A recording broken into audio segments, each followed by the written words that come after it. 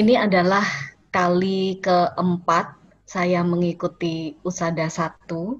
Jadi yang pertama kali tahun 2010, jadi sudah 10 tahun yang lalu. Saya ikut karena saya itu ada endometriosis di rahim saya yang mengakibatkan saya sangat kesakitan setiap kali saya datang bulan. Sejak pertama kali ikut, saya sudah sangat merasakan manfaat dari meditasi ini, bahkan bukan karena endometriosis saya sembuh, sampai sekarang masih ada datang dan pergi, kadang-kadang besar ukurannya, kadang dia mengecil sendiri setiap tahun. Saya cek kontrol gitu. Beberapa dokter menyarankan untuk operasi pengangkatan rahim. Tapi waktu saya ikut Tapa Berata yang pertama itu, Pak Merta minta saya untuk coba rajin berlatih meditasi dulu gitu. Jadi saya tidak angkat rahim saya mulai berlatih meditasi. Dan memang meditasi ini belum menghilangkan adenomyosis saya gitu. Tapi meditasi ini sudah mengajarkan saya untuk selalu sadar, bijaksana. Sehingga walaupun rasa sakit itu ada, saya tidak menjadi menderita. Gitu. I still feel the pain, but I'm not suffering. Yang kedua kali saya ikut Tapa Berata 1, itu di Usada Center di Batu Riti, karena sejak pertama kali saya ikut, saya tuh rajin sekali mempromosikan Bali Usada ke teman-teman saya. Nah, salah satu teman saya itu sakit autoimun. Terus akhirnya dia mau ikut TB1 asal saya temani gitu. Jadi yang kedua kali itu saya menemani teman saya.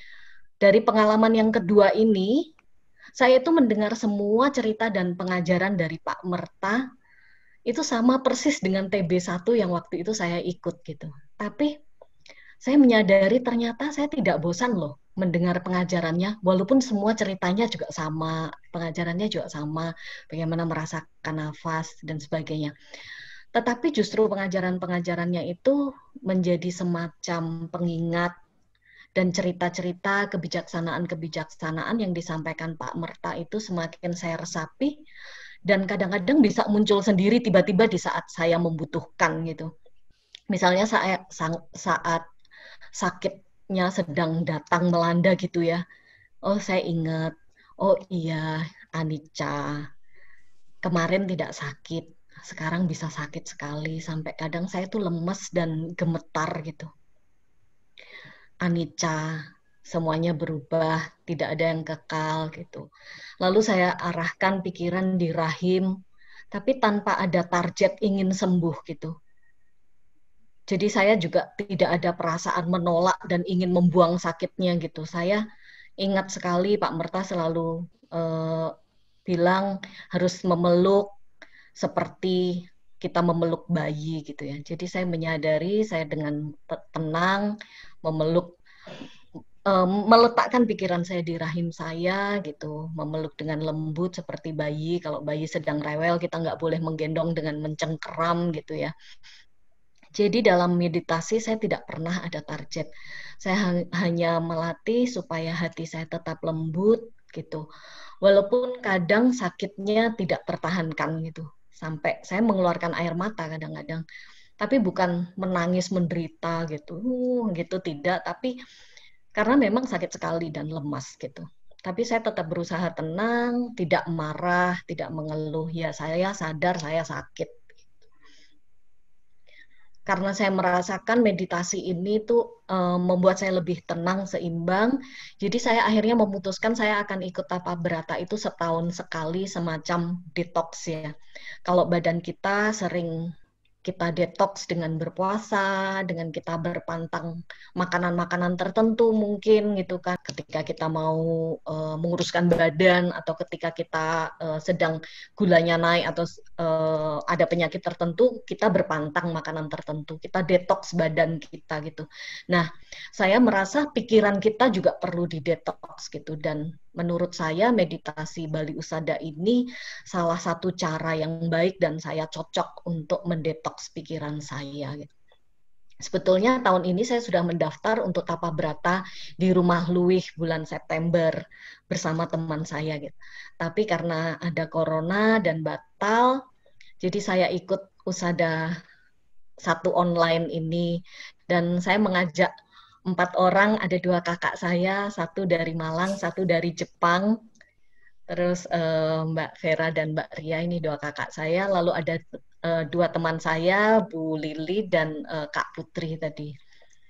Nah, pada meditasi yang keempat ini, yang kali ini, yang paling saya rasakan itu adalah perubahan mental saya. Saya ingat sekali di bulan Maret kemarin itu saya sangat cemas, mudah gelisah, takut gitu ya. Begitu ada berita siapa kena COVID gitu, apalagi kalau teman yang saya kenal gitu ya, meninggal apa.